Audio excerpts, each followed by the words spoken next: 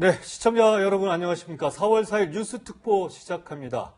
어제 하루 동안 국내 코로나19 확진자가 94명 늘었습니다. 현재까지 누적 확진자가 1156명으로 집계되고 있는데요. 네, 해외에서 유입돼 들어오거나 수도권에서 집단으로 감염된 사례가 계속 발견되면서 하루 평균 100명 안팎의 코로나19 확진자가 늘어나고 있습니다. 뉴스특보 코로나19 관련 소식 먼저 시작합니다. 서울대우 중앙대 약대 세포분자병약 전공교수 이현종 문화일보 논설위원, 최영일 시사평론가 나오셨습니다. 어서 오세요. 네, 안녕하세요. 네, 조금 전 정부가 내일로 끝날 예정이었던 고강도 사회적 거리두기 조치를 연장하기로 결정했습니다. 오늘 오전에 있었던 정세균 국무총리의 발언 먼저 들어보시죠. 지금은 절대 긴장을 풀 수 있는 상황이 아닙니다. 여기서 느슨해지면 그동안의 노력이 물거품처럼 사라질 수도 있습니다. 앞으로 일정 기간 강도 높은 사회적 거리두기를 지속할 수밖에 없는 상황입니다. 네, 예상했던 대로 정부가 고강도 사회적 거리두기를 2주 더 연장하기로 한 건데요. 이현종 의원님, 네. 당분간 모임이나 여행 등은 자제하는 게 중요하겠습니다. 네, 그렇습니다. 일단 4월 19일까지 일단 연장을 했습니다. 아마 정부 생각에서는 이 확진자가 한 50명 정도 이하로 내려가면 대충 이제 사회적 거리두기를 이제 종료하고 정상적인 활동을 위해서 이제 준비를 하려고 그랬는데 네. 문제는 신천지 사태가 진정은 되긴 했지만 예. 그 이후에 해외 유입자들로부터 많은 확진자들이 나오기 시작했어요. 네. 그래서 계속 100명대에서 이제 떨어지지 않고 있다 보니까 지금 상황에서 만약에 이걸 중단할 경우는 2차 확산이 올 수가 있다 아마 그런 판단을 한 것 같습니다. 네. 그래서 일단 현재 2주간 더 연장을 해서 지금과 마찬가지로 일단 대규모 모임이라든지 또 예배라든지 또 공공시설이라든지 그다음에 PC방이나 일단 개인 유흥시설 이런 데서 이제 모임은 일단 금지하는 것으로 재택근무도 많이 하시는 그렇죠. 것 같아요. 재택근무라든지 이런 것도 현재 유지하고 있는 그대로 일단 연장하는 건데 아무래도 이제 우리 생활인들 같은 경우는 뭐 직장이나 또 스포츠센터나 이런 것도 마찬가지로 지금 다 연장이 일단 되는 상황입니다. 그렇다 보니까 이 2주 동안 일단 확진자 숫자를 최대한 50명 정도 이하로 일단 내리는 것이 일단 목표고요. 그리고 이제 우리가 감염을 알 수 있는 확산세가 한 5% 정도만으로 유지가 된다면 네. 아마 이제 그때부터는 조금씩 풀 수 있겠지만 이 2주 동안만큼은 기존 해왔던 대로 그대로 유지하기로 했습니다. 네. 뭐 사실 정부가 이 계약도 연장을 시켰고요. 이런 부분에서 방역 상황, 그러니까 코로나19 확산세가 아직은 안심할 수 없는 상황이다. 설 교수님. 네.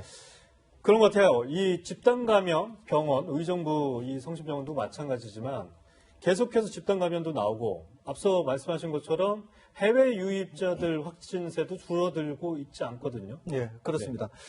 지금 이제 정부가 이렇게 계속적으로 고강도의 사회적 거리두기를 이제 시행하는 이유가 우선 하나는 감염원과 감염 경로가 분명하지 않은 그런 집단 감염, 또 지역사회 감염이 산발적으로나마 계속 일어나고 있다는 거 하고요. 또 해외 유입, 거기에다가 환자가 기본적으로 아직은 너무 많다는 겁니다. 네. 그래서 섣불리 소위 말해서 고강도의 사회적 거리두기에서 생활 방역 체계로 그러니까 경제 활동이나 사회 활동을 하는 형태로 좀 느슨해진 사회적 거리두기를 시행하게 될 경우에는 이제 2차적인 확산이 있으면서 또 어려움에 처할 수 있다. 이렇게 보는 것 같습니다. 그리고 여태까지 잘해왔는데 지금 약간 완화된 형태로 가게 될 경우에는 또 어려움에 빠질 수 있다. 그렇기 때문에 지난번에 했던 게 다 물거품이 되는 거 아니냐. 이런 네. 걱정 네. 때문에 고강도의 사회적 거리두기를 2주 정도 더 연장하는 것으로 이해할 수 있겠습니다. 네. 이 정부 차원의 권고도 중요하지만 일상에서 스스로 방역의 주체가 되는 이른바 생활 방역이 잘 자리 잡혀야 한다는 그런 분석도 나오더라고요, 교수님. 예, 그렇습니다. 우리가 계속 이제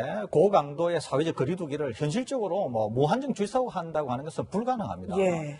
생계도 굉장히 중요하기 때문에 그렇죠. 그러는데요. 이제 그렇지만은 우선은 이제 방역이 먼저 아니겠습니까? 방역이 제대로 되어야 이제 경제 쪽으로 넘어갈 수 있는데 그러면 네. 언제까지 계속 할 거냐 이런 문제가 여전히 있는 것이죠. 이제 예. 그런 점에서 생활 방역 체계라고 하는 게 중요한데 생활 방역 체계라고 해서 무슨 특별한 것은 있는 건 아니고 네. 기본적으로 사회적 거리두기라고 하는 기본 개념을 갖고 사회생활이나 경제생활을 한다는 겁니다. 그러니까 뭐 예컨대 버스를 탈 때는 어떻게 할 거냐, 지하철을 탈 때는 어떻게 할 거냐, 또는 시장을 갈 때는 어떻게 할 거냐, 또 아이들이 학교에 등교를 하면 어떻게 할 거냐, 또 영화관에 갔을 때는 어떻게 할 거냐. 네. 각각의 상황에서 사회적 거리를 염두에 두고 이제 생활 속에서 이 사회적 거리를 실천한다고 하는 것이거든요. 이것은 조만간 아주 세밀한 지침이 이제 나올 것으로 생각이 되는데, 아직까지는 사회적 거리두기를 좀 더 고강도로 지속해야 된다, 이렇게 보고 있는 것 같고,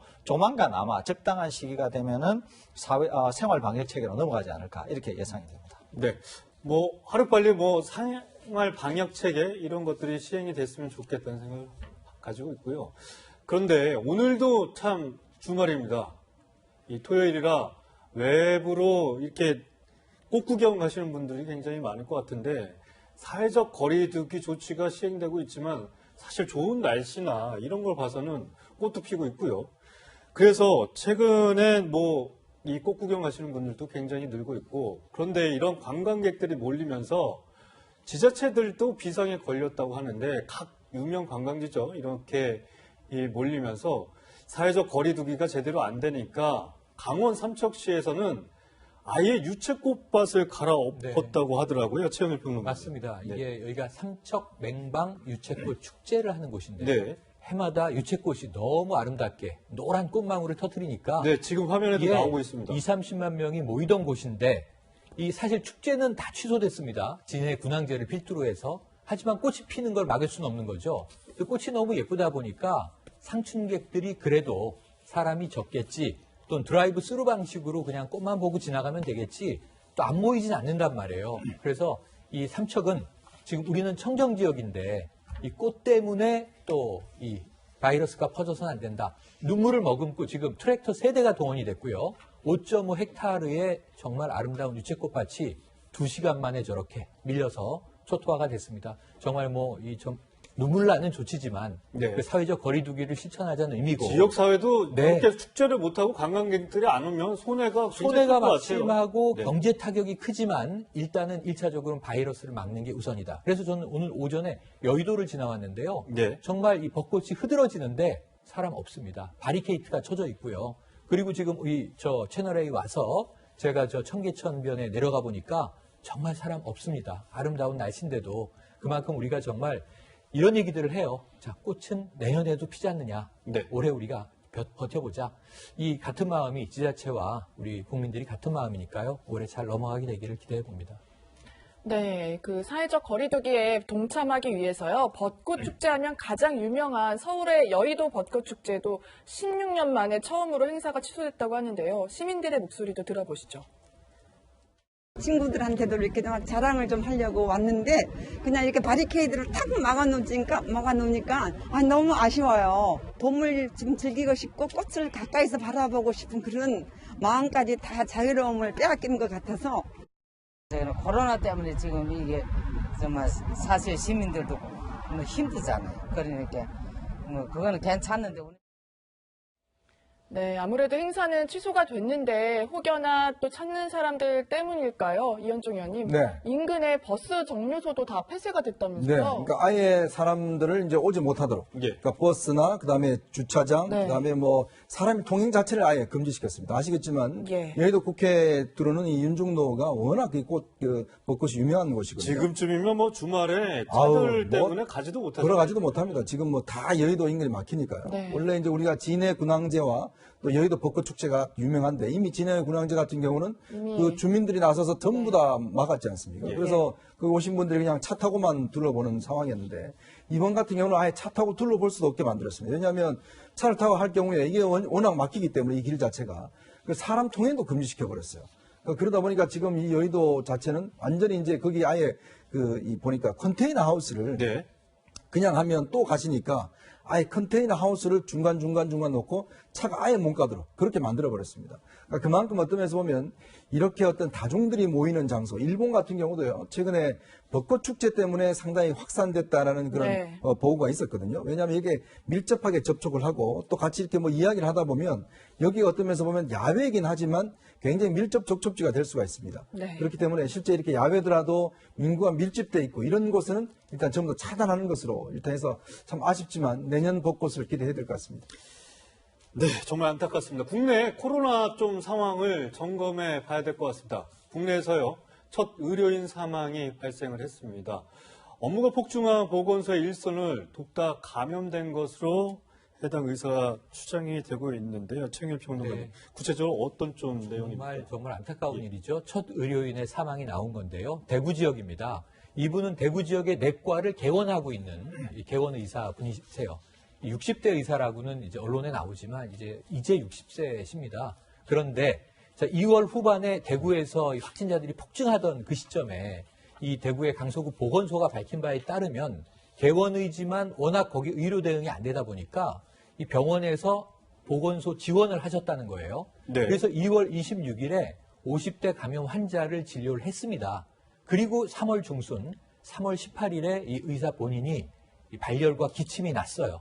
그래서 증상이 왔구나 하고 이 경북대 의료원에 경북대 병원에 응급실을 방문을 해서 다음 날 3월 19일에 확진 판정이 납니다.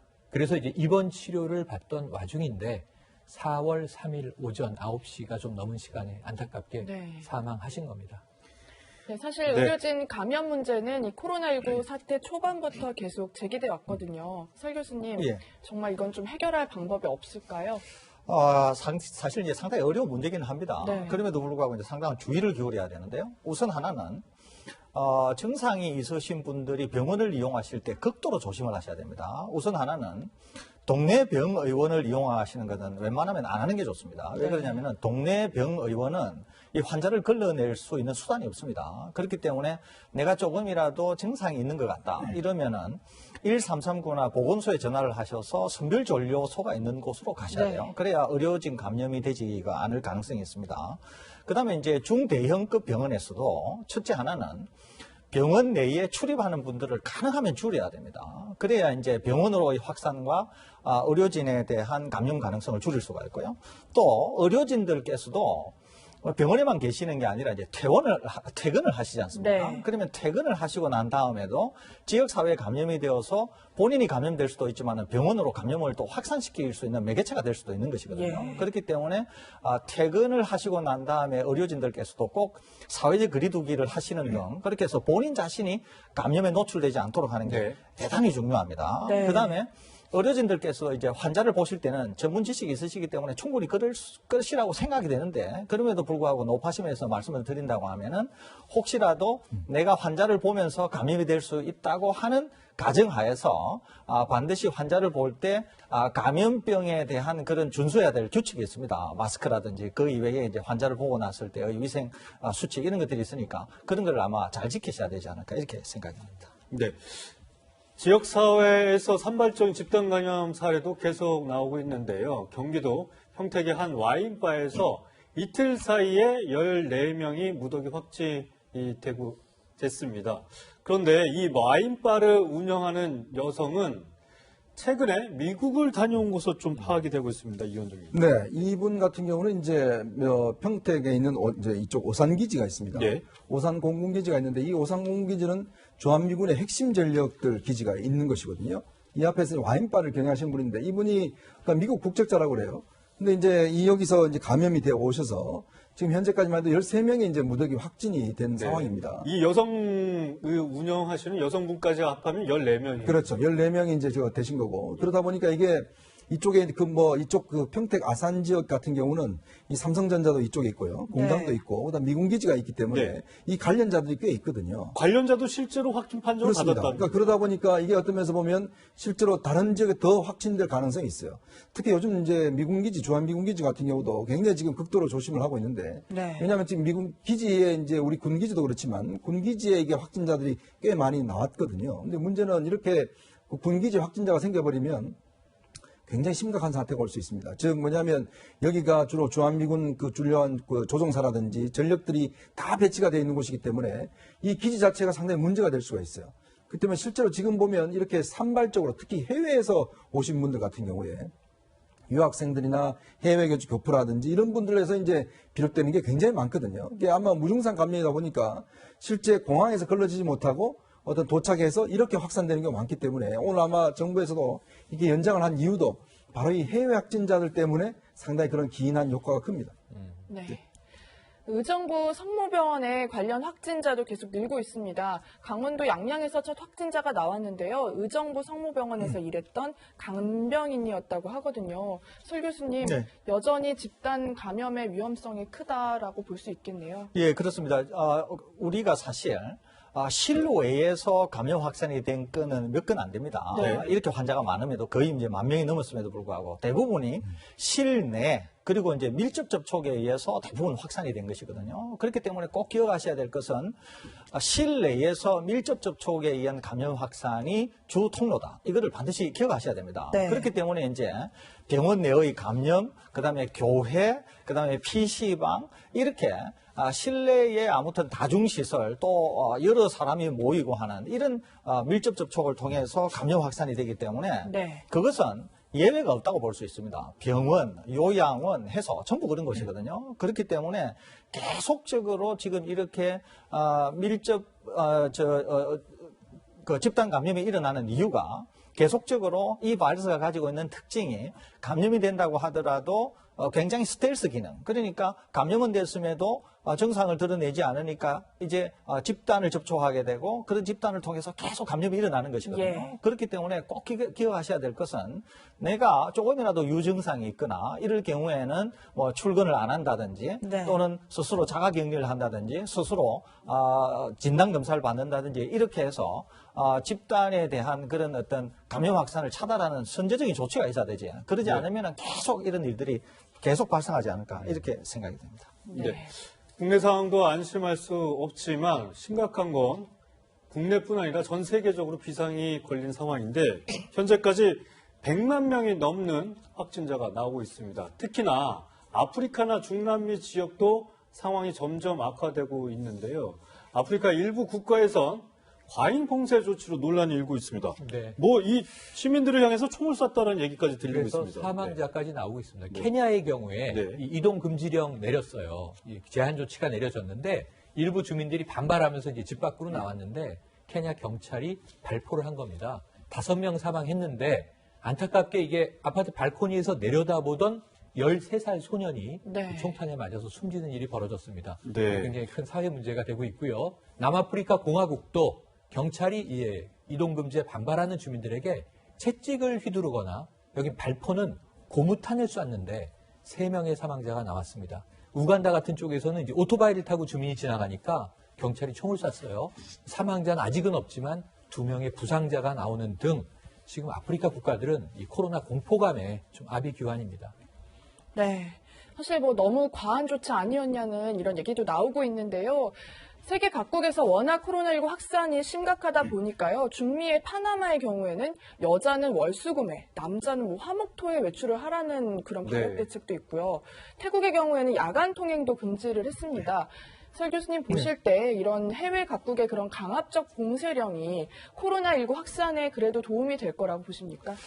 확실히 도움은 됩니다. 그러니까 네. 이제 사망자도 생기고 뭐 엄청난 불편도 있고 이래서 안타까운 면은 있지만 네. 한편으로 그 국가의 사정을 이해하면 또 이해되는 측면도 있어요. 왜 그러냐면은 이런 국가들은 우리와는 달리 이제 의료 인프라도 굉장히 취약하기 때문에 감염 확산이 되게 되면은 어떻게 이제 처리할 수단이 없습니다. 네. 그렇기 때문에 이제 지금 이렇게 강압적인 조치를 하는 이유가 이 최후의 이제 수단이라고 보는 거예요. 자기 자신들도. 그렇기 때문에 뭐 사망자도 생기고 안타까운 면도 있고 하는 게 이해는 됩니다만은 기본적으로 이제 중국의 그 우한에서 봤던 것 같은 봉쇄 네. 전략을 적극적으로 시행한다 이렇게 볼 수 예. 있거든요. 왜 그러냐면은 가장 이제 확실한 수단이 이제 사회적 거리두기입니다. 그러다 보니까 강압적 수단을 동원하지 않고서는 의료 인프라가 취약한 이런 국가에서는 이 질병을 막기가 사실상 불가능하다. 이런 인식하에서 하는 거기 때문에 뭐 고육지책이라고 이해는 됩니다. 네. 그런 점에서 뭐 희생자도 나오고 굉장히 안타깝기는 하지만은 네. 그 국가가 처한 현실이지 않나 이렇게 이해가 됩니다. 근데 사실 뭐 설 교수께서도 말씀을 하셨지만 이러한 강압적인 봉쇄 조치로 오히려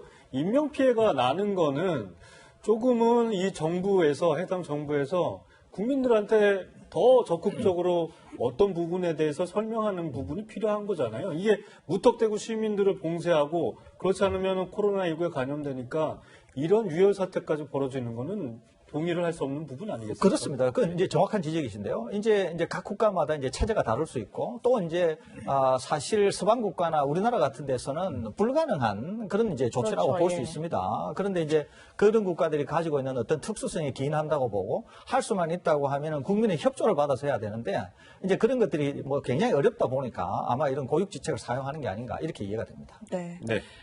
중남미 상황이 아까 심각하다고도 말씀드렸는데요. 시신 안치소가 부족해서 에콰도르의 경우에는요. 길거리에서 시신이 수습될 정도라고 하거든요. 이현종 의원님. 지금 이제 문제는요, 뭐 유럽과 미국도 문제지만 사실은 인도라든지 또 네. 중남미라든지 아프리카 예. 여기는 정말 대책이 없는 곳입니다. 왜냐하면 이게 의료 인프라가 전혀 없다 보니까 네. 실제로 뭐 방역이라고 할 수가 없는 거예요. 근데 특히 중남미 같은 경우는 지금 에콰도르 같은 경우는 지금 3일 동안 군과 경찰이 수습한 그 길거리에서 수습한 시신만 해도 159가 넘는다고 그래요. 네. 왜냐하면 이게 지금 어떤 면에서 보면 이 도대체 장례를 할 수 있는 시스템이 안 된다니까 그냥 길거리에 그냥 내버려 두는 상황이에요. 네. 그만큼 지금 심각한 건데 더군다나 지금 브라질 같은 경우는 아예 브라질 대통령 스스로가 이거 괜찮다 이거 집회 그냥 그 일상적인 생활해라 이렇게 이야기를 하는데 실제 예. 주 정부에서는 지금 사람들이 계속 지금 사망하고 있으니까 네. 아예 대규모 지금 화면에 나오신 것 같이 저렇게 대규모 묘지를 미리 만들어 놓는 준비를 하고 있습니다. 예. 왜냐하면 이게 뭐 어디 방법이 없으니까 저렇게 묘지를 만들어서 사망자를 처리하기 위해서 장례 치르기 위해서 준비를 하고 있는데 문제는 국가에서는 괜찮다 아무런 지금 대책을 세우고 있지 않아요. 이제 그러다 보니까 이게 얼마나 숫자가 얼마나 되는지 확진자가 또 실제로 이제 이게 뭐 산소호흡기나 이런 것도 뭐 아주 절대량이 부족하다 보니까 원래 이제 이런 일이 생기면 네. 선진국은 옛날에는 덜하니까 선진국에서 지원을 많이 해줬지 않습니까? 근데 지금 뭐 선진국이 더 문제예요, 사실. 유럽하고 미국도 비슷하죠. 그렇죠. 의료 본인들이 장비 지금 부족한 건 산소호흡기도 똑같으니까. 없죠, 예. 마스크도 없죠, 지금 진단키트도 없어서 우리한테 지금 수입해가고 있는 거 아니겠습니까? 네. 근데 그러다 보니까 이런 나라 같은 경우는 아예 WHO에 요청을 하더라도 뭐 아무런 물품도 가지지 못하고 그냥 당할 수밖에 없는 상황이기 때문에 정말 이런 사태는 전 인류적 재앙이 아닌가 하는 생각이 듭니다. 네. 네. 서 교수님. 네. 사실 뭐 아프리카, 중남미 상황이 악화 일로에 있는데 아직은 이게 뭐 초반이다, 초입 단계다 이런 얘기들이 좀 나오는 것 같아요. 이게 뭐 진정될 수 있는 이 기미가 좀 있습니까? 그렇게 보기는 좀 곤란하고요. 예. 우선은 이제 유럽과 미국이나 각 거를 좀 이제 대륙별로 좀 나누어 볼 수 있는데요. 하나가 유럽하고 미국은 이제 종식을 100이라고 할 때 예. 최대 피크를 50이라고 놓고 유럽과 미국은 한 30지점에 와 있습니다, 지금. 그러니까 아직도 올라갈 때가 한 20m 더 있죠. 네. 그 다음에 올라가서 내려올 길이 또 한 아직 50m 더 먼저 있습니다. 남아있네요. 이 네. 상황이라고 볼 수 있고요. 지금 인도 같은 경우에는 20 정도에 와 있다 이렇게 볼 수 있거든요. 그 다음에 네. 남미나 아프리카도 20지점 정도에 와 있다고 볼 수 있습니다. 그러니까 뭐 가야 될 길이 앞으로 한 7, 80m 남아 있으니까 굉장히 악화될 가능성이 많고 또 문제는 뭐냐 하면은 일부 선진국은 환자가 많이 나오고 사망자가 많이 나옴에도 불구하고 뭐 수단이 있다고 볼 수 있습니다. 그런데 지금 대부분의 다른 대륙 지역은 전혀 뭐 수단 자체가 없기 때문에 그렇죠. 확진자도 더 많이 나올 것 같고 또 가야 할 길도 멀고 또 사망자도 뭐 태그 나올 사실 것 같아서 유럽 같은 나라는 뭐 이탈리아에서 환자가 나오면 뭐 프랑스 뭐 이런 독일 이런 지역으로도 환자를 이송하고 서로 도와주더라고요. 예, 그렇습니다. 일단 기본적으로 뭐 비교적 좀 잘 사는 나라고 희생이 예. 있다고 하더라도 얼마든지 거기에는 뭐 회복이 가능한 국가라고 볼 수 있는데 다른 뭐 인도, 아프리카, 남미 이런 쪽에는 여전히 뭐 굉장히 취약한 국가들이거든요. 그래서 네. 제가 방금 말씀드린 대로 100m를 기준으로 했을 때 상황이 그렇기 때문에 굉장히 악화되는 그런 길을 걸어가지 않을까. 현재로서는 그렇게 전망이 됩니다. 예. 네, 사실 또 코로나19가 이런 어떤 더위나 이런 거와 상관없이 퍼질 수 있다라는 그런 분석들이 많이 나오면서 특히 문제가 되고 있는 것 같은데요. 또 코로나19 확진자와 관련해서는 이 미국 얘기를 안 할 수가 없거든요. 현재 미국은 환자 수가 27만 명으로 늘어났고 사망자는 7,400명을 넘었습니다. 이 중에서도 뉴욕주의 상황이 굉장히 심각하거든요. 최영일 평론가님, 네. 그 냉동 트럭에요. 이 사망자 시신들을 예. 보관할 정도라면서요. 세계에서 가장 확진자가 많이 나왔고 예. 확진자와 사망자가 늘어나는 추세가 가장 맹렬합니다. 우리가 아는 미국의 모습이 맞나 싶을 정도인데요. 지금 확진자 사망자의 40%가 뉴욕주에 집중돼 있거든요. 네. 지금 뉴욕에서는요, 이 브루클린 지역 이 외신들이 나오고 있는데 냉동 트럭, 평소에는 우리 식료품들을 수송하는 트럭이죠. 네. 육류라든가 채소를 싣는 네. 지금 그런 화면에 트럭에 나오는 저 트럭에 네. 싣고 있는 건가요? 시신들을 보관할 장소가 없다 보니까 부패하지 않도록 냉동 트럭에 시신을 안치 보관하는 지금 상황이라 저런 트럭이 어제 보도로 보면 80여 대가 늘어서 있는 상황입니다. 뉴욕주에? 예, 뉴욕시죠. 브루클린 지역. 뉴욕시에? 예, 여기 보면 예배당에도 지금 시신이 채워져 있고 심지어는 쇼핑몰에 아이스링크에 시신을 놓기도 하잖아요. 그래서 지금 이런 상황인데 자, 브루클린 지역의 장의사, 그러니까 장례식장을 보니까 하루에 소화할 수 있는 장례식이 60건 정도라고 해요. 그런데 4월 2일 기준으로 오전 동안에만 185건의 장례를 치렀다고 합니다. 하루에 치면 거의 300건이 넘을 상황이고요. 그러다 보니까 지금 이 화장하는 곳이나 혹은 묘지가 앞으로 2주 동안의 업무가 꽉 차 있다는 거예요. 네. 그러니까 지금 사망자를 처리하는데 적어도 2, 3주의 시간을 대기해야 되는 일이니까 네. 시신 안치 문제가 점점 심각해지고 있는 거고요. 뉴욕의 장의사가 이 대체로 사망자의 한 60%가 코로나19로 인한 사망자로 보여진다 하면서 덧붙인 말이 너무나 초현실적인 상황이다. 이런 표현을 썼습니다. 네. 세계 경제 중심 미국이 정말 이런 상황입니다. 더 큰 문제는 실직자도 함께 늘고 있다는 부분인데요. 이게 미국 경제가 무너지면요, 세계 경제도 알 수 없는 상황이 돼서 더 걱정스럽습니다. 김정원 특파원의 얘기를 한번 들어보시겠죠. 마스크를 쓰고 거리로 몰려나온 시민들. 코로나19로 일자리를 잃고 집세를 낼 수 없는 처지지만 집주인들이 독촉장을 보내자 월세 시위에 나선 겁니다. If a lot of us are already choosing between food and rent, we're saying to choose food. 실업수당 청구는 2주 연속 역대 최고치를 갈아치우고 있습니다. 3월 넷째 주 신규 실업수당 청구는 665만 건으로 전주보다 2배가량 늘어났습니다. 2주 동안 약 1,000만 명이 일자리를 잃었다는 얘기입니다. We've averaged 111,000 unemployment insurance claims on a daily basis in this state over just the last 7 days. 코로나19 확산 방지를 위해 영업장들이 속속 문을 닫으면서 실업자 대란이 현실화되고 있습니다. How are we going to survive? Not having a job, not having job opportunities at this time. So, yeah, it kind of scares me a little. 특히 미국인 96%, 3억 명 이상이 자택 대피령 상태에 놓이게 되면서 앞으로 실업률이 가파르게 올라갈 것이란 전망이 나옵니다. 전문가들은 추가 경제 부양책이 나와도 7월까지 2천만 개의 일자리가 사라질 수 있다 내다보고 있습니다. 코로나19로 최악의 경우 실업률은 30%를 넘길 것이라는 전망도 나옵니다. 1929년 미국 경제를 강타한 경제 대공황보다 더 큰 충격을 줄 수 있다는 분석입니다. 워싱턴에서 채널A 뉴스 김정환입니다. 네, 이현정 의원님. 네. 대공황 얘기까지 나오고 있습니다. 네. 정말 미국이 이렇게 심각해지면 전 세계가 뭐 정치적으로 뭐 카오스 상태에 빠질 수도 있고 공황이 또 우려된다는 얘기들도 나오고 있어요. 제가 알고 있는 지인이 이제 뉴욕에서 근무를 하고 있는데요. 본인이 재택근무를 하고 있고요. 근데 이제 한국에 오고 싶은데 못 온다고 합니다. 왜 그러냐면 한국에 오면 그냥 바로 해고라 하는 거죠. 왜냐하면 이제 당신이 갈 곳이니 가라. 지금 왜냐하면 회사에서도 계속 묻는다는 거예요. 왜 한국 안 가냐 이렇게 묻는다고 하는데 그 이유는 뭐냐면 결국 이제 이렇게 어떤 면에서 우리나라에서 간 분들도 이만큼 자리가 어려운데 국내 미국 같은 경우는 사실은 해고가 굉장히 쉽습니다. 바로바로 해고를 할 수가 있기 때문에. 근데 지금 김정환 특파원도 이야기를 했지만 이게 대공황 정말 상황까지도 지금 이제 빗대우는 상황까지 되는 거 아니겠습니까?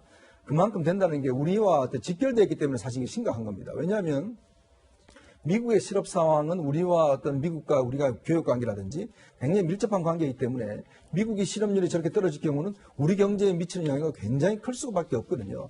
그 지금 뭐 트럼프 대통령이 연일 지금 초강도 지금 대책을 세우고 있지만 지금 상황이 보면 아시겠지만 좀 전에 봤지만 정말 세계 수도라고 하는 뉴욕이 저런 지경이니까 도저히 지금 어떤 면에서 학교를 이 모든 걸 정상화할 수가 없어요. 네. 미국 같은 경우는 선생님들의 학교가 운영되지 않으면 아예 월급이 없습니다. 그러니까 방학 때 같은 경우 월급을 주지 않거든요. 선생님들 같은 경우도. 네. 마찬가지로 이렇게 학교에 지금 개학을 하지 않으면 아예 월급 자체가 없어요.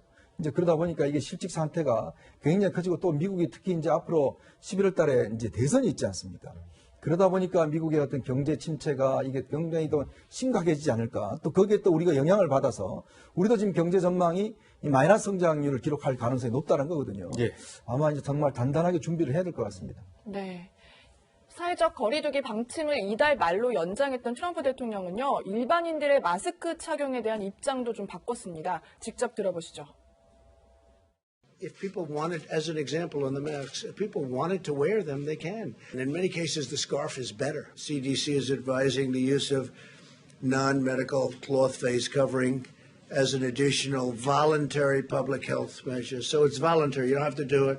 I don't think I'm going to be doing it. 네. 트럼프 대통령 본인은 첫 마스크 착용하지 않겠다고 했지만 어쨌든 트럼프 대통령도 초반에는 마스크 착용에 대해서 별 생각이 없었던 것 같습니다. 그런데 생각이 바뀌었습니다. 설 교수님, 네. 초기에 미국의 좀 안일한 대응에 이런 부분을 보여주는 장면이 아닌가. 대통령도 마스크 쓰지 않겠다고 했다가 지금은 이제 쓰자. 이런 얘기를 한 거잖아요. 예, 그렇습니다. 지금 이제 대통령께서 처음에 약간 이 사태를 좀 안일하게 인식하신 측면이 있다고 하는 걸 우리가 다 알고 있는 것이고요. 또 다른 하나는 세계보건기구 WHO와 미 CDC가 굉장히 잘못한 게 있는데요. 그게 바로 이 마스크입니다. 마스크. 네. 그런데 우리가 아는 것처럼 이 바이러스는 확실히 밀접 접촉 또 비말을 통해서 전파가 되는 것이거든요. 예. 그렇기 때문에 마스크가 굉장히 중요함에도 불구하고 자기 문화에 기인하고 WHO나 CDC라고 하는 권위 있는 기관들이 마스크 착용을 권하지를 않았거든요. 이것이 오늘의 유럽이나 미국과 같은 이런 강대국에서조차도 엄청난 사태를 만든 주범이 아닌가 이렇게 생각이 듭니다. 지금 3M이라는 네. 회사가 있지 않습니까? 네. 세계적으로 미국에 있는 다국적 기업인데 마스크 생산 업체거든요. 근데 지금 트럼프 대통령이 3M에게 전시동원법을 적용을 해서 네. 모든 생산된 마스크를 다 미국 쪽으로 가져와라 이렇게 지금 명령을 내렸어요. 이제 그러다 보니까 3M 같은 경우는 해외에도 지금 공장들이 많거든요. 더군다나 예를 들어서 이 캐나다도 사실은 이제 공장들이 있습니다. 예. 이제 그러다 보니까 지금 캐나다하고 굉장히 외교적인 문제가 됐고 다른 지금 3M 공장이 있는 나라들과도 굉장히 외교적인 문제가 될 수가 있어요. 근데 문제는 트럼프 대통령이 굉장히 화급해서 빨리 지금 이 마스크를 확보해야 되기 때문에 저런 강제적인 조치까지도 하고 있는 상황 같습니다. 네. 알겠습니다. 코로나 얘기는 여기까지 하고요. 설대우 교수님하고는 여기서 인사 나누겠습니다. 감사합니다.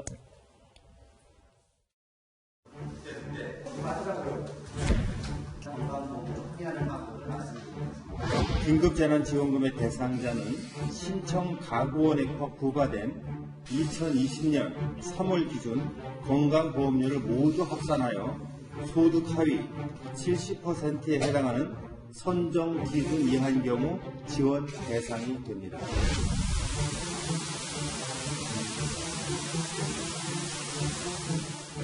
(10원) 차이로 20원 차이로 저희 같은 샐러리맨들은 누구는 받고 누구는 못 받았다. 이거는 너무 잘못됐다고 생각을 합니다. 신랑이랑 대화를 했지만 우리는 못 받네?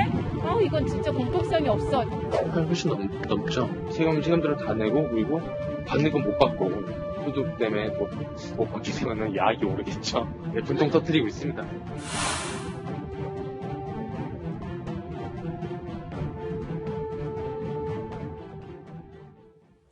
네, 방금 보신 것처럼 정부가 어제 긴급재난지원금 대상자 선정 기준을 발표를 했습니다. 결국 건강보험료가 기준이 됐습니다. 이현정 의원님. 네. 이 건강보험료를 기준으로 한 게 사실상 우리가 현재 어떤 국민들의 소득 수준을 판단하는 기준이 예를 들면 기초생활수급자라든지 그런 기준이 있지만 이게 전 국민으로 대상을 할 경우는 할 수 있는 유일한 방법이 이 건강보험료입니다. 왜냐하면 건강보험료 같은 경우는 전 국민의 98%가 지금 가입이 돼 있어요. 그리고 두 가지 종류지 않습니까? 직장의보와 이제 지역의보가 있는데, 직장의보 같은 경우는 자신의 어떤 그 수입 상태, 그 연봉이라고 그러죠. 거기에 따라서 한 6.7% 정도를 이제 회사와 본인이 이제 직접 부담하게 되는 겁니다. 그 정도 이제 어느 정도 회사에서 받는 월급 자체를 이제 가늠해 볼 수 있는 기준이 되고요. 지역의보 같은 경우는 재산이라든지 자동차 유무라든지 이런 기준으로 해서 이제 지역의보에서 요금을 매기거든요. 네. 근데 물론 이게 자체가 정확하냐 안 하냐는 계속 논란이 있는 겁니다. 그러나 어차피 없이 현실적으로 국민들의 소득 수준을 판단할 수 있는 현실적인 가능성이 있는 것은 바로 이 건강보험료이기 때문에 이번에 이제 건강보험료로 기준을 삼은 것 같습니다. 네. 이현정 의원님 말씀하셨지만요, 이 같은 건보료라도 가입 형태에 따라서 산정 방식이 다르게끔 이번에 만들었다는 거잖아요, 최영일 평론가님. 네, 맞습니다. 산정 방식이 달라지죠. 네. 그래서 지금 이 말씀하신 대로 보시면은 이 형평성 문제가 조금 제기되고 있긴 해요. 예. 지금 가장 다급한 분들은 코로나19 경제 타격에서 자영업자, 소상공인 우리가 그렇죠. 늘 이야기를 하는데 네. 아까 말씀하신 대로 이 직장 가입자와 지역 가입자가 기준이 달라요. 네. 직장 가입자는 이게 3월 기준이라고 하니까 바로 이제 지난달 3월 달의 건보료가 기준인데 이 건보료가 직장 가입자는 지난해 소득을 기준으로 하고 있어요. 예. 그런데 지역 가입자는 지지난해 기준을 잡고 있습니다. 2018년도. 그러니까 1년 차이가 나는 거잖아요. 여기서 제일 이제 걱정하는 분들이 누구냐면 지금 타격을 받는 분들 여행업, 네. 관광업, 숙박업, 음식업 이런 자영업자분들이네요. 종사자들이 지지난해 소득은 괜찮았을 수 있잖아요. 건보료가 그렇죠. 지금 70% 이상 기준을 내고 있는데 타격은 올해 온 겁니다. 그러니까 이런 경우에 이제 정부도 구제하겠다고 하고 있습니다. 다만 문제는 뭐냐면 올해 갑자기 소득이 나빠진 것들에 대한 증빙을 본인이 하셔야 돼요. 그러다 보니까 이런 부분들에서 다소 좀 혼란이 있을 것으로 형평성 문제, 이 기준을 어떻게 경계를 우리가 좀 적확하게 잘라서 가야 할 분들에게 가고 굳이 가지 않아도 될 분에게 가지 않는 경계를 잘 만들어낼 수 있을까? 이게 큰 정부의 고민이고 국민들도 걱정하고 있습니다. 네. 김강산 변호사님도 나오셨는데 변호사님, 제가 보기에는 뭐 여러 가지 형평성 지적들이 계속 나오고 있는 것 같습니다. 뭐 보면은 자영업자들은 한 2018년 기준에 이 소득을 가지고 건보료가 책정이 돼서 지난달 기준으로 해서 주는 거고, 또 앞서 저희들도 화면에서 만나보셨지만 맞벌이 부부 같은 경우에는 사실 같이 뭐 일하고 세금 더 똑같이 내고 더 많이 내잖아요. 그런 부분에서 좀 문제점이 있는 것 같아요. 근데 아마 정부 입장에서는 이제 건보료 기준으로 할 수밖에 없는 상황일 거예요. 왜냐하면 이 모든 요소를 갖다가 종합해서 하면 이거 제가 볼 때는 뭐 6개월 이내에도 산정을 못 할 겁니다. 네. 그러면 결과적으로 뭔가 지급할 수 있는 기준을 정해야 하는데 네. 그래도 가장 잘 반영하고 있는 것이 이제 건보료다 이렇게 생각하고 있는 것 같아요. 근데 방금 말씀하신 것처럼 지역 가입자와 직장 가입자가 있잖아요. 그럼 일단 기준 시점이 다르잖아요. 직장 가입자는 작년 기준, 지역 가입자는 그 전의 기준. 그러니까 거기서도 문제가 있을 수 있는 거고. 또 맞벌이 같은 경우에는 서로 소득이기 때문에 둘 다 직장 가입자이기 때문에 건보료를 더하게 되면 금액이 훨씬 올라가는 거예요. 그럼 대사에서 배제될 가능성이 큰 거죠. 네. 근데 같은 금액이라 할지라도 어느 한쪽이 맞벌이고 아니 한쪽이 직장 가입자고 한쪽이 피부 연결돼 있으면 네. 건보료는 형격이 내려갈 수 있는 거거든요. 그렇기 때문에 이제 맞벌이 부부 입장에서는 굉장히 불만이 좀 있을 수 있고, 그다음에 또 지역 가입자 같은 경우도 마찬가지죠. 뭐 자산을 기준으로 한다고 하면 지역 가입자 같은 경우는 자산까지 다 포함해서 건보료가 나오잖아요. 그러면 우리가 예를 들어서 뭐 어떤 자동차 있든 뭐가 있으면 그거 자체를 자산으로 포함시켜서 건보를 책정하는데 거기에는 소극적인 게 있어요. 소극적 재산, 부채가 네. 있을 수 있거든요. 그럼 사실은 자산을 얼마 기준으로 하려면 그 부채도 사실은 거기에 영향을 미치게 하는 거거든요. 빼줘야 하거든요. 네. 근데 그렇게 한다는 게 사실은 불가능해요. 네. 그렇기 때문에 어떤 방법으로 하든지 간에 국민의 입장에서는 불만을 가질 수밖에 없다. 네. 겁니다. 그런데 김 변호사님, 이거 도대체 건보료는 어떻게, 뭐 저는 뭐 직장 보니까는 이 월급 명세서를 보면 알 것 같고, 이 확인하는 과정은 또 어떻게 되고, 이게 또 언제부터 지급이 되는 거예요? 국민건강관리공단에 들어가면 이제 확인을 할 수가 있어요. 그런데 이제 정부에서는 이 지급 자체는 이제 5월부터 하겠다고 그러잖아요. 그런데 저는 개인적으로 볼 때 이게 5월까지 이게 과연 기준에 입각해서 이게 산정이 될 수 있을지 그게 굉장히 의문이고, 또 이게 5월이면 이제 국회를 열잖아요. 국회가 제대로 열 수 있을지 이런 문제가 또 있고, 그다음에 이제 외국 같은 경우에는 뭐 이런 기준을 하지 않고 지금이 어렵잖아요.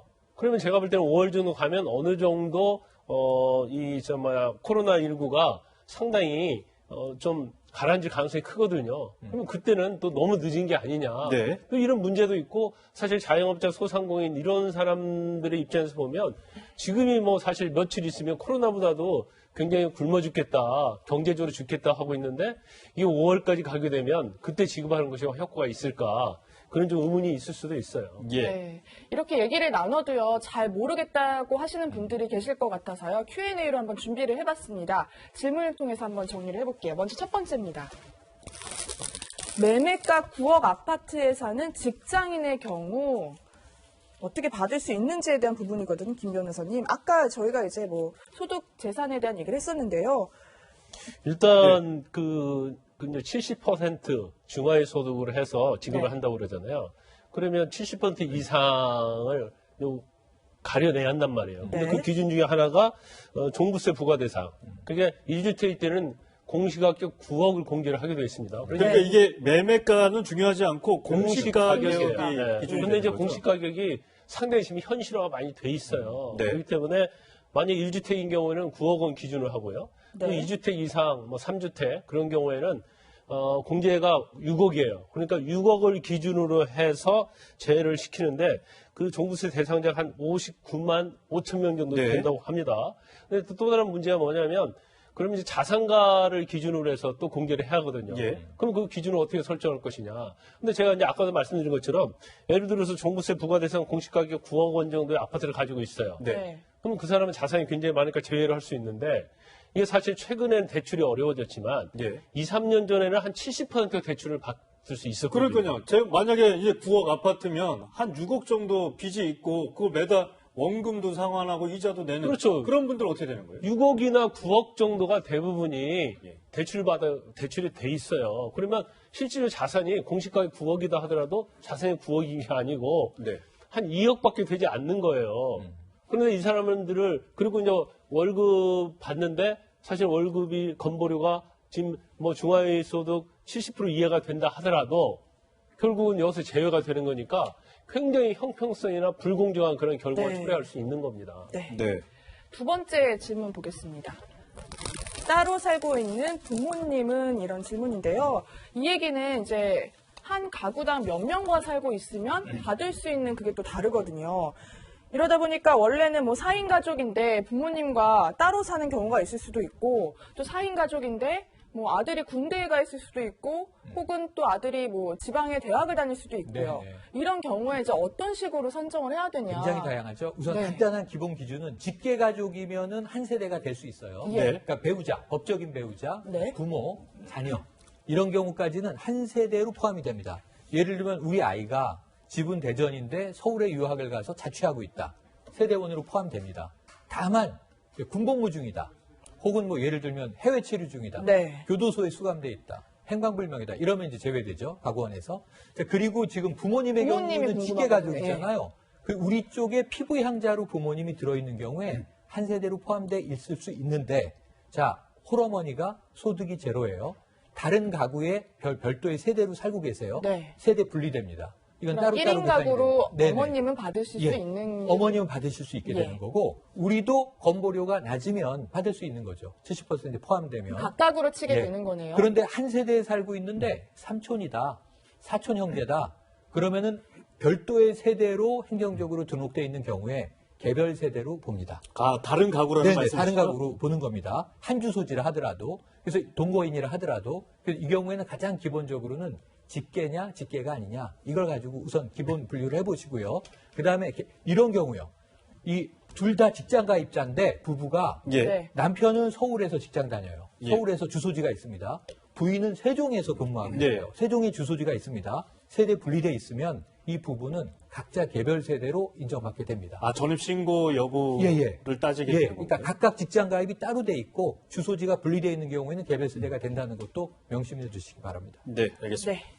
세 번째가 제가 좀 질문 아까 섞어서 드렸는데요. 이 대학생 자녀가 따로 살 경우를 다시 한번 질문을 해보겠습니다. 아까 설명 좀 그러면 짧았는데 제가 네. 고민되는 게 앞선 뭐 대학생 자녀 같은 경우에는 네. 한 가구로 하신다고 말씀하셨잖아요. 네. 그럼 군대 아들이 가 있으면 아들이나 딸이 가 있으면 어떻게 되는 거예요? 제외됩니다. 제외되는 예, 거예요? 그러니까 지금 행정적으로 가구원에서 제외되는 경우가 법적으로 돼 있는 게 군복무, 네. 군대 가 있잖아요. 예. 그 다음에 만약에 실형을 받고 교도소에 수감돼 있잖아요. 또 해외 체류하잖아요. 또는 뭐 지금 종족을 알 수 없는 가족의 경우에는 가구원에서 이 제외되는 게 현재 법적. 제가 알기로는 군대 간 자녀 네. 같은 경우엔 가구원에 포함돼서 네. 숫자로 산정하는 네네네. 걸 그러니까 이제 원래는 그럴 수 있어요. 예. 지금 이제 대학에 간 자녀와 똑같을 수 있어요. 네. 왜냐하면 자녀가 집이 대전인데 서울로 유학을 가서 자취를 하고 있는데 문제는 그쪽으로 세대를 신청을 할 수 있잖아요. 네. 왜냐하면 투표 같은 것을 그 지역에서 해야 되니까 다가오는 4.15에. 하지만 그 경우에도 이 유학가 있는 자녀가 우리 가구원으로 포함됩니다. 그렇죠. 군대 가 있는 군대 가 있는 경우도 지금 주소지는 다르게 있고 군복무를 하고 네. 있지만 우리 가구원으로 포함되어 있을 수 있는데 네. 지금 이번 건보료 기준으로 우리가 이번에 지원금을 줄 때 예. 군복무 중인 가족을 이제 포함시킬 건지는 한번 조금 확인이 필요한 대목입니다. 네. 제가 알기로는 현재까지는 군 복무에 하고 있는 자녀 같은 경우에는 그러니까 4인 가구면 그 중에 한 명으로 포함이 되는 것으로 알고 있는데 네. 그만큼 저희들도 좀 복잡하다는 헷갈리고 얘기죠. 네. 그런 부분이 정부의 발표가 명확한 부분이 많지 않기 때문인데요. 이거는 나중에 정확한 정부의 입장이 나오면 좀 살펴보도록 하겠습니다. 네. 그러니까 제가 아는 선에는 현재까지 군 포함된다. 복무에 가 있는 자녀 같은 경우 따로 건보료를 내지 않고 있기 때문에 이 가구에 포함되는 것으로 알고는 있습니다. 네. 차후에 좀 더 확인을 해서 말씀을 드리도록 하겠습니다. 네, 계속해서 Q&A 진행을 하면요. 네 번째 질문입니다. 네, 이혼을 해서 두 자녀를 키우고 있는 경우에 전 남편을 포함시켜서 4인 가구를 할 수 있는 거냐 아니면 각각으로 하는 거냐 이런 질문들도 있더라고요. 김 변호사님. 그 가주의 개념은 이제 민법상으로 따지는 거거든요. 예. 전 남편은 새로운 가구를 구성하면 전 남편이 1인 가구로서 받을 수 있는 거고요. 네. 그다음에 두 자녀와 같이 살면 3인 가구인 거예요. 네. 그렇기 때문에 혼자 사는 남편이 1인 가구 그리고 엄마와 두 자녀는 이제 3인 가구 됐기 때문에 받을 수가 있는 거죠. 근데 이 기준 자체가 지난 29일 기준이에요. 그러니까 2월 달이나 제가 네네. 3월 28일 날 이혼을 했다면 네. 이거는 복잡해지는 거죠. 그렇죠. 해당이 안 되는 그렇죠. 거죠. 3월 29일 기준이기 때문에. 네. 그래서 이거 자체도 근데 사실 이런 것까지 다 고려해서 산정하기는 굉장히 어려울 거예요. 그러니까 이거 그래서 얼마나 어떤 걸 다 고려를 해야 되나? 일률적으로 3월 29일을 딱 못을 박아 놓은 거고요. 그러면 고려할 사항이 100개, 200개 될 수 있는 거거든요. 네. 그래서 형평성의 문제가 있고, 근데 건보료도 그렇잖아요. 금액을 딱 정해놓으면 1, 2원 차이 나는 경우가 있을 수 있거든요. 그럼 그 1, 2원 때문에 받고 못 받고 정해지는 거예요. 그래서 참 굉장히 어려운 숙제입니다. 그러니까 결국 이게 이제 처음에 정부에서는 50%를 주자. 네. 이게 하니까. 왜냐하면 이제 줄여야 되니까요. 예. 근데 이제 지금 당에서는 이거 80% 줘야 된다. 그렇게 해서 지금 이제 그 중간에서 70% 결정이 됐지 않습니까? 네. 이제 결정을 하다 보니까 문제는 재원을 누가 할 것인지 또 어떤 기준으로 할 것인지 이걸 안 정하다 보니까 홍남기 부총리도 사실은 지금 몰라요. 이거 지금 저희들도 잘 모르지만 모르겠어요. 예. 아마 당사자 하는 분들도 잘 모를 겁니다. 왜냐하면 이게 이제 문제가 발생하면 이 원칙은 그래. 결국은 본인이 적극적으로 어떤 소명하는 분, 이런 분들한테 이득이 갈 수가 있어요. 나 이번에 수입이 없었다. 이런 분들 계속 적극적으로 해명하는 분들한테는 어떤 면에서 들어갈 수가 있는데 그렇지 않고 가만히 있는 분들한테는 어떤 면에서 그냥 원칙적으로 적용이 될 수가 있는 거예요. 그러니까 특히 지역의무 가입자들 같은 경우에 당장 내 수입이 좀 줄어들었다. 이거를 본인이 적극적으로 이제 어떤 면 입증을 하면 이게 충분히 들어갈 수가 있는 거거든요. 이렇게 돼버리면 이제 앞으로 창구가 정말 어떤 면에서 굉장히 혼란스럽게 됩니다. 한번 혼란이 오겠어요. 그럼 이 서류 떼와라, 저 서류 떼와라. 최근에 이제 소상공인들 돈 1,000만 원 빌려주면서 전부 다 이제 막 줄 세웠지 않습니까? 저는 이게 이렇게 더 확산돼 버리면 전부 다 가서 나는 왜 이렇게 되는데 1원 깎아주라. 왜냐하면 아까 말씀하셨지만 네. 이런 차이로 받고 안 받고 결정될 수가 있거든요. 그렇죠. 그러니까 이렇게 되면 정말 혼란스러워질 수 있습니다. 네, 알겠습니다. 이게 긴급 재난 지원금인데 정말 긴급하게 지급이 될 수 있는지는 저희들이 좀 지켜봐야 될 것 같습니다. 이 얘기는 여기까지 하고요. 이번에 조주빈 관련 소식을 살펴보도록 하겠습니다.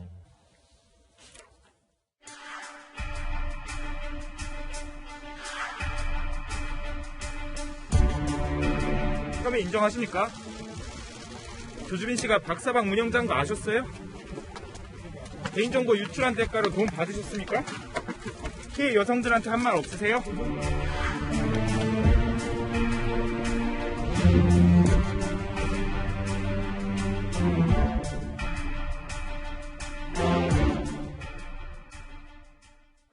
네, 텔레그램 SNS 성착취 사건의 중심에 있는 박사방 조주빈에 이어 조력자로 알려진 이들이 줄줄이 밝혀지고 있습니다. 조주빈에게 개인정보를 넘겨준 것으로 알려진 20대 남성이 어제 구속이 됐는데요. 최영희 평론가님, 네. 사회복무요원이었다면서요? 사회복무요원이었습니다. 구청에서 일하는 사회복무요원이고요. 저희가 흔히 볼 수 있는 동사무소나 우리는 네. 주민센터나 네. 아니면 예. 구청이나 가시면은 정말 앳된 청년들이 군복무 대체복무로 공익국무요원이라고도 부르고 사회복무요원이라고도 부르고 그 이 공무원들이 일하시는 것들을 보조해서 일을 하잖아요. 그런 이 사람이었던 거예요. 그래서 어찌 보면은 이 군복무 기간 동안 공무를 이제 지원하는 그런 중요한 업무를 하고 있는데, 근데 이들은 공식적인 공무원이 아니기 때문에 개인 정보라든가 국가 행정 정보에 직접 접근할 권한은 없어요. 그런데 문제는 어쨌든 거기서 일을 하면서 어떻게 아이디와 비밀번호를 알아내서 이 개인 정보에 접근할 수 있는 권한을 남용하여 이 자신들이 범죄에 이용하기 위한 자료들을 빼낸 겁니다. 그래서 이것이 주로 범죄에 악용돼 버렸죠. 유명 연예인의 이제 이 신원 정보라든가 연락처라든가 심지어는 자신이 가해하려고 하는 대상의 정보라든가 10여 건을 지금 유출한 것으로 알려져 있는데 아마 엄벌에 처하게 될 것으로 봅니다. 예, 김관섭 변호사님. 그런데 이 사회복무요원이 이렇게 마음대로 개인정보나 이런 것들을 검색할 수 있는 권한이 있는 겁니까? 이거 뭐 관리는 제대로 되어 온 거예요? 그 복무관리 규정이 있어요. 사회복무요원과 관련해서. 그러면 이런 사회복무요원 자체는 그 개인정보를 단독으로 취급하는 것을 금지하고 있습니다. 그런데 사실 이제 동사무소 주민센터에서 우리 주민센터라고 그러죠. 그 업무가 굉장히 많을 때가 있어요. 그러면 우리가 뭐 언론을 통해서도 많이 사회복무요원들이 인터뷰를 했었는데 그 대부분 다 뭐 조회 그런 것들을 다 사회복무요원들이 대신 하고 있다는 거죠. 그러면 복무 규정 자체를 사실은 어긴 거라 볼 수밖에 없어요. 그래서 이번에 다시 병무청에서 복무관리 지침을 다시 만들라고 하다를 했습니다. 그래서 이거에 의하면 정보 시스템에 접속을 한다랄지 이용을 한다랄지 아니면 사용 권한, 그러니까 그 권한을 가진 공무원의 사용 권한을 위임을 한다거나 할 수 없도록 그렇게 만들어 놨어요. 근데 그게 현장에서 잘 지켜지겠습니까? 그렇죠. 그런데 이제 아무래도 이번에 N번방 사건이 있었기 때문에 이제 전에 비해서는 좀 나아지긴 하겠지만 과연 그걸 어떤 식으로 관리 감독할 것이냐 이제 그런 문제가 있고 그래서 일단은 뭐 이번 지침을 시행한 다음에 이게 제대로 시행이 되는지 실태 조사를 한번 해보겠다는 것이 병무청의 입장입니다. 이런 가운데 조주빈과 함께 박사방을 운영했던 공범들의 실체도 드러나고 있습니다. 조주빈이 이 공범으로 지목했던 3명 중 1명인데요. 닉네임이 이기야라는 닉네임을 가진 용명자인데 어제 긴급 체포가 됐어요. 근데 최영일 평론가님, 전 좀 놀랬던 게 현역 군인이었다면서요. 그러니까 이게 어디까지 놀라야 되는지 저는 사회복무요원도 놀랐는데 좋아요. 사회복무요원은 대체복무이기 때문에 병영에서 생활하는 게 아니라 출퇴근을 하지 않습니까? 반은 민간인처럼 생활하니까 저런 일이 가능했구나 했는데 지금 군복무요원은 군부대에서 생활하잖아요. 저도 군복무했지만 얼마나 그 빡빡한 개인 생활은 정말 밥 먹고 잠자는 시간 외에는 훈련도 하고 그다음에 근무도 서고 이런 군인인데 민간에 있을 때는 이런 범죄에 가담했을 수 있으나 군에 입대한 이후에 어떻게 이런 일을 지속할 수 있었는지가 좀 깜짝 놀라요. 군 생활하면서 이 범죄를 저질렀다는 건가요? 맞습니다. 그러니까 이 민간인 시절에 저지른 범죄였는데 지금 나와 있는 것으로는 군 입대한 이후에도 이 텔레그램방 활동을 한 것으로 포착이 돼서 어쨌든 지금 깜짝 놀랄 일이 벌어졌고 이 군 범죄수사대가 일단 신병 확보를 했고요. 지금 구속 상태에서 수사는 이어갈 것으로 봅니다. 그러니까 이 해당 공범이 이기야 무슨 이기야. 뜻인지도 모르겠습니다. 무슨 뭐 뜻인지 난감한 용어인데요. 지금 애초에 조주빈이 공범이라고 같이 토로했던 3명 붓다, 이기야 하나 더 있거든요. 그 외에 사마귀. 그 이외에 지금 2-3명의 공범이 더 있다라고 추가 수사에서 이야기하고 있는 상황입니다. 그 중에서 뭐 이기야는 뭐 현재까지 파악된 걸로는 작년 말에 군입대를 하고 1월에 자대 배치를 받았는데 이 직전 2월까지 이런 N번방 지금 이 조주빈이 운영했던 박사방 안에서 홍보맨 역할을 했다는 것을 지금 알려주고 있는데요. 김광선 변호사님, 정말 이거 조직적으로 뭐 홍보 담당도 있었고 가상화폐를 관리하는 사람들도 있었고 그럼 조직 범죄 아닙니까? 현금 전달책도 있고 그랬죠. 그래서 나름대로 굉장히 조직적으로 시스템대로 운영한 건 맞은 것 같아요. 근데 지금 사실 박사방 운영과 관련해서 조주빈 측 변호사가 조주빈 말고도 또 3명이 있다 이렇게 얘기를 했었잖아요. 그러니까 아까 뭐 붓디, 이기야, 사마귀. 붓다입니다, 붓다. 이기야. 뭐 이름들이 희한해가지고. 그게 다 닉네임이에요. 사마귀인데 이제 이 조주빈과 같이 만나게 된 것이 가까시라는 사람이 엠번방을 만들었잖아요. 그 엠번방이 이제 폭파돼요. 그래서 완장방이라는 걸 거기에서 활동을 했는데 이 네 명이 거기서 만난 거예요. 그래서 완장방 기존에 있던 운영진과 마찰을 빚게 되고 그 마찰을 빚는 과정에서 완장방에서 있던 운영진에 대해서 협박도 해요. 막 그 미행도 하고 그래서 뭐 죽이겠다는 협박도 해요. 그래서 결국 완장방을 폭파가 되면서 네. 자기들끼리 이제 박사방을 하기 시작한 거예요. 그래서 박사방에 이제 깊숙이 굉장히 개입을 한 거라고 볼 수가 있어요. 그래서 그런데 특징이 뭐냐면 이 이기아도 본인이 박사방에서 홍보맨으로 적극적으로 활동했잖아요. 네. 근데 본인이 또 따로 방을 만들어요. 이기아 방이라고 해서. 그러니까 그 따로 방에서 이 박사가 이러니까 조주빈이 불법으로 촬영했던 영상이나 이런 것들도 그렇죠. 그 거다 나오고 제휴 똑같은 구간에서. 수법으로 이기아 방이라는 걸 또 운영을 해요. 이거 뭐 프랜차이즈 내는 것도 아니고 이런 식으로 이제 유통을 해요. 조주빈도 마찬가지죠. 완장방에서 활동을 하다가 그걸 보고 박사방을 만든 거거든요. 그런데 또 한 가지 경악할 만한 것은 이기아는 지금 뭐 수사 중이라서 명확하게 나오고 있지는 않지만 14세 미만에 관련된 피해자들의 아동 성착취물을 또 너무 이걸 충격적이네요. 예. 퍼나르고 아니면 외국에서 이걸 다운로드 받아서 다시 또 방을 운영했다고 해요. 그러니까 사실은 같이 운영을 하면서도 전부 다 다른 방을 자기가 다 갖고 있으면서 수익을 내고 오히려 이러한 착취물을 퍼뜨리는 데 있어서는 아주 주범적인 역할을 했기 때문에 누가 주범이다 공범이다 볼 수 없고 제가 볼 때는 범죄단체 조직을 피하기 위해서 뭐 서로 모른 척 한 건 아니고 자기들의 어떤 신변 보호를 위해서 수사 받는 걸 대비해서 서로의 닉네임으로만 거래를 하고 실제적으로 신상을 파악하지 않았던 것이 아닌가 싶습니다. 네, 이번 사건이요 군인에게 휴대전화를 사용한 그 부분에 대한 논란으로도 이어지는 것 같습니다. 그러니까 이기아가 최근까지 확인된 걸로는 2월까지 했으니까 범죄 활동을 했으니까 군대 안에서 부대 안에서 했다는데 요즘에는 이현정 의원님 부대 일과 끝나면 휴대전화 마음대로 그렇죠. 사용할 수 있게 됐다는 거잖아요. 그때도 사실은 우려가 좀 많았어요. 지난해부터 이제 군대 내에서 일과 후 시간에는 휴대전화를 사용할 수 있도록 했는데 여기서 사실은 도박을 하다가 적발된 사례도 있고요. 이런 도박을 했다고요? 네. 이 안에 왜냐하면 이거 도박 사이트가 있지 않습니까? 휴대전화로 스마트폰이 있으니까 그 안에서 이제 도박을 하다가 적발된 케이스도 있는데 사실 이 감시가 거의 어렵습니다. 근데 지금 이번에 이기아가 잡힘으로 해서 실제로 군대 내에서도 이런 성착취 어떤 이런 것들을 공유했다고 하면 실제로 군대 내에서 여러 장병들이 공유해서 가능성이 충분히 있지 않는가라는 생각이 드는 거거든요. 사실 이게 코로나와 똑같습니다. 왜냐하면 이게 밀접 접촉자들 같은 경우에 주변에 자 이런 게 있으니까 한번 해봐 라고 이야기하면 특히 요즘 군인들 같은 경우에 외출이 안 되고 외박도 안 되지 않습니까?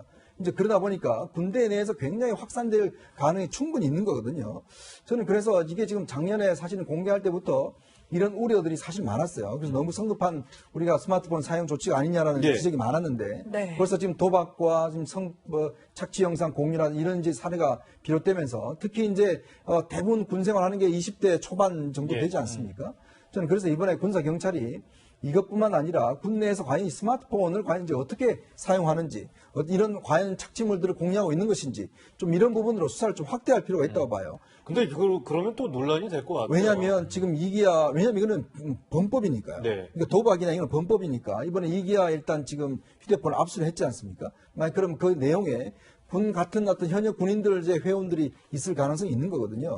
이런 걸 통해서 어떤 면에서 보면 좀 해야지만이 사실은 좀 경각심을 주지 않을까 생각이 듭니다. 이런 경우에 군법으로도 조금 처벌받을 수 있는 거죠. 지금 현재 이게 다 군사경찰이 수사하는 거예요. 왜냐하면 군인이기 때문에 헌병이 군사경찰로 바뀌었습니다. 그래서 이런 같은 경우 군인들 같은 경우 현역 군인들 같은 경우는 다 군사법으로 다르기 때문에 이 부분은 군사경찰에서 해야 될 일이죠. 저희 채널A가요, 박사방 운영자 조주빈이 체포될 당시의 영상을 확보했는데요. 함께 보시겠습니다. 지금 인천에 있는 빌라 건물이거든요. 경찰관들이 이제 들이닥치면서 모습이 보이는데요. 조주빈을 데리고 가는 모습인데 되게 침착합니다. 뭐 반항도 하지 않고 그러네요. 천천히 걸어가는 모습인데 뭐 경찰들도 굉장히 이 조주빈을 잡기 위해서 철저하게 수사를 해온 것으로 알려지고 있습니다. 최영길 평론가님, 사실 이 조주빈이 범죄가 이 포상금을 받았다. 그러니까 저렇게 침착하는 모습들도 네. 뭐 경찰의 과거에 범죄 사건을 예, 하면서 예. 또 도와주기도 하면서 포상금도 그러니까 저는 받았던 거라고 알려지고 있거든요. 두 얼굴, 세 네. 얼굴이 있는 인물인데. 도주빈이. 네. 자, 보세요. 자, 대학 졸업하고 봉사활동을 굉장히 열심히 했어요. 선행을 하는 청년으로 이제 주변에 인식됐고 굉장히 싹싹하고 인사성이 좋았다고 이웃 주민들이 이야기를 하고 네. 두 번째 뭐냐면 보이스피싱 범죄 같은 것들을 경찰에 적극적으로 제보하면서 경찰로부터 표창받고 포상받습니다. 그러면서 무슨 글을 남기냐 하면 자, 내가 이렇게 자범들을 잡는데 기여를 했으니까 다음에는 경찰이 나를 도와줄 차례. 네. 뭐 이런 글도 남기면서 경찰대 네. 학생이라고 속이기도 예, 했었잖아요. 그러니까 이 업은 돌고 돈다 뭐 이런 이야기를 하면서 마치 자신의 선행이 나중에 자기에게 도움이 될 것처럼 이야기를 했단 말이에요. 어쩌면 자기가 이런 흉악한 범죄를 저질러서 혹시 검거됐을 때 감형의 이유가 되지 않을까라든가 혹은 법망을 좀 빠져나가는 이 빌미가 되지 않을까 이런 것을 미리 계산했을 수도 있다라고 추정은 해봅니다. 그래서 경찰에게 순순히 체포되는 모습도 저는 사실은 이게 수사망이 좁혀오면 언제든 검거될 수 있다는 생각을 하고 있었을 것 같고요. 우리가 처음 신사국에 될 때 본 모습에서도 너무 담담하게 유명 인사 이름들을 거론하면서 네. 시선 돌리기도 시도하고 나 이렇게 만만한 사람 아니다라는 것을 대언론으로 과시하는 그 모습을 체포될 보였단 때 말이에요. 모습도 저렇게 뭐 네, 별다른 담담합니다. 마음도 없이 매우 담담해요. 그런 모습들을 봤을 때는 저는 우리가 그냥 25살의 청년으로만 어떤 판단하기에는 너무나 복잡한 내면이 존재한다. 좀 우리가 좀 심층 분석을 필요로 하는 대목입니다. 네. 가수 희성 씨 소식으로 넘어가겠습니다. 지난 2일 밤에요. 희성 씨가 한 호텔 화장실에서 쓰러진 채 발견됐습니다. 올해 들어 벌써 두 번째인데요. 최영희 평론가님, 사실 한때 히트곡도 많았고 굉장히 유명한 가수였는데 어떻게 이렇게 두 번이나 최근에 저희 이런 일이 아이들도 일어났을까요? 너무나 좋아하는 가수고 네. 이 히트곡이 굉장히 많고 가창력은 정말 국내에서 최고입니다. 네. 그런데 깜짝 놀란 게 뭔가 좀 이제 구설에 얽매였던 최근에 일련의 일들이 있지만 가장 최근에는 이게 향정신성 마약류로 분류된 약품은 아니지만 그래도 의료진의 처방이 있어야 쓸 수 있는 약을 다량 구매해서 그것도 이 건물 화장실에서 자신에게 투약을 했던 정황이 나오면서 깜짝 놀랐는데 문제는 이것을 이제 경찰이 당장 입건하는 범죄는 아니었던 것이에요. 다만 네. 그 약물의 어떤 성분 등에 관해서 문제가 있는지 없는지 국과수에 의뢰한 상태라고 하는데 네. 며칠 지나지 않아서 똑같은 상황이 또 벌어진 겁니다. 이틀 새에 그렇게 이틀 사이에요. 그럼 이렇다면은 저희는 휘성 씨는 지금 정상 상황이 아니다. 첫 번째는 이제 법적 처벌은 차치하고 당장 이건 의료적인 지원을 받아야 되는 것 아닌가. 네. 이 신체적으로 또 심리적인 측면에서요. 저는 이 휘성 씨의 일단 건강과 안위가 너무 걱정이 되는 네. 사건입니다. 네. 사실 지난 1일 날 공중 화장실에서 쓰러진 휘성을 발견한 이 신고자와 소방 관계자 얘기를 한번 저희가 들어보겠습니다. 경련하고 있다고 친구 들어온 거예요? 화장실에서 경련하고 있다고요, 남자분이? 저기 하면은 계속 이 상태로 네 계속 이러시면서 하셔가지고 의식이 없다라고 생각을 해서 이제 경찰에 신고했죠.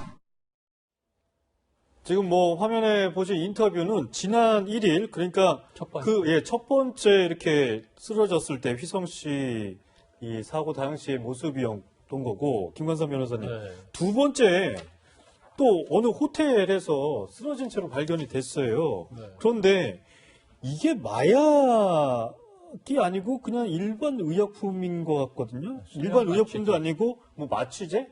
수면 그래서 마취제. 뭐 수면 마취제로 알려져 있는데 지금 두 번이나 쓰러졌잖아요, 최근에. 네. 그런데 마약류 검사를 해보니까 이건 나오지가 않았다는 거예요. 그러면 이거 자체가 지금 원래는 뭐 일반적으로 수면 유도와 관련해서는 이제 프로포폴이라는 걸 많이 투약을 하거든요. 네. 네. 프로포폴 자체는 사실은 투여를 하면 잠을 잘 자고 깨어나면요 상쾌해요. 그건 이제 마약류 성분이 있어서 향정치성 그런 성분이 있어서 네. 그런 거거든요. 근데 이걸 처음에는 굉장히 상쾌해요. 두 번째 상쾌하는데 가면서 그 상쾌함이 없어져요. 그러면 이 용량을 계속 늘려야 합니다. 마약 같네요. 네, 예. 계속 용량을 늘리면서 이게 사실은 뭐 호흡이랄지 심장 뭐 이런 거에서 굉장히 문제가 생기거든요. 네. 그래서 과다 투여로 사망한 사례가 상당히 많아요. 네. 그래서 지금 전에도 휘성 씨가 이제 프로포폴 관련해서 구설수에 올랐기 때문에 네. 이것도 프로포폴이 아니냐 했는데 검사에서는 그런 결과가 나오지 않았어요. 근데 저는 이제 개인적으로 추측해 본다고 한다면 아마 휘성 씨가 이런 그게 마약류가 됐건 아니든 간에 이런 거에 너무 좀 중독돼 있다. 그리고 자신을 컨트롤할 수 없는 상태인데 프로포폴 이런 걸 투여하면 사실은 걸리게 돼 있잖아요. 근데 우리가 법에 보면 어떤 약을 투여해서는 안 되는가, 투약해서는 안 되는가에 대해서 정해져 있거든요. 그런데 새로운 약은 계속 나오잖아요. 그렇기 때문에 거기에 포함되지 않는 또 다른 약간의 효과는 같은 그런 걸 대체제로서 투약했을 가능성도 좀 배제는 할 수 없다고 봅니다. 그렇지만 국가수에도 지금 정밀 검사를 의뢰를 해놓은 상태이기 때문에 그럼 마약이 아니면 어떤 성분이냐, 그건 결과는 곧 나올 것 같아요. 네. 방금 앞서서 김혜선 변호사께서 이제 상쾌하다는 표현을 했는데 시청자 여러분께 이 표현은 부적절했음을 다시 한번 사과드리면서 정정하도록 하겠습니다. 네.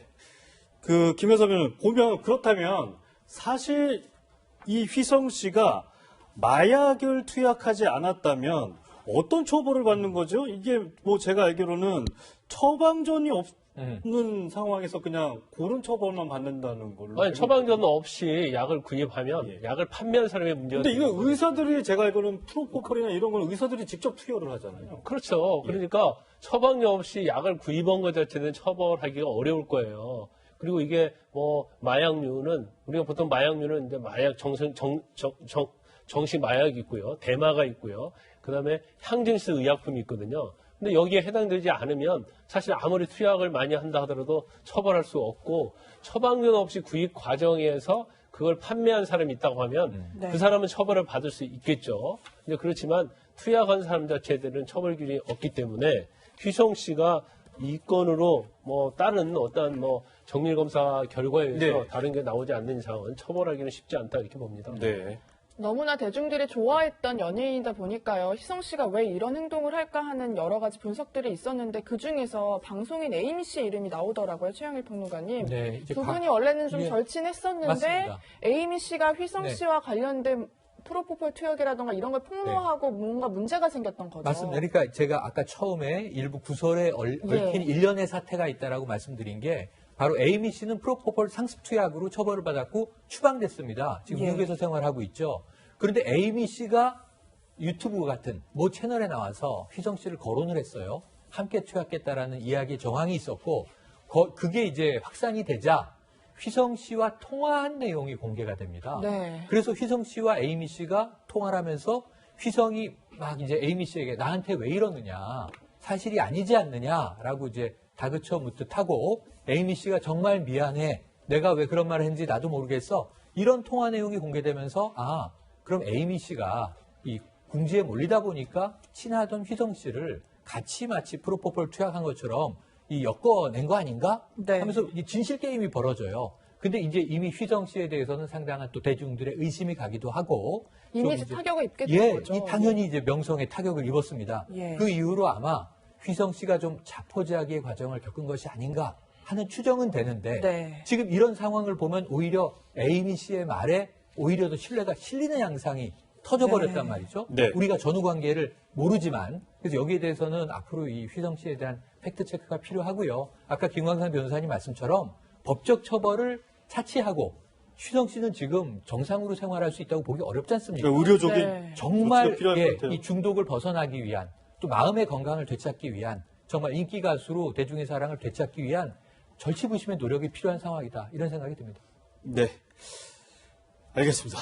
얘기는 여기까지 하고요. 세 분과는 여기서 인사 나누도록 하겠습니다. 감사합니다. 고맙습니다. 뉴스특보 오늘 준비한 내용 여기까지입니다. 네, 시청해 주셔서 고맙습니다.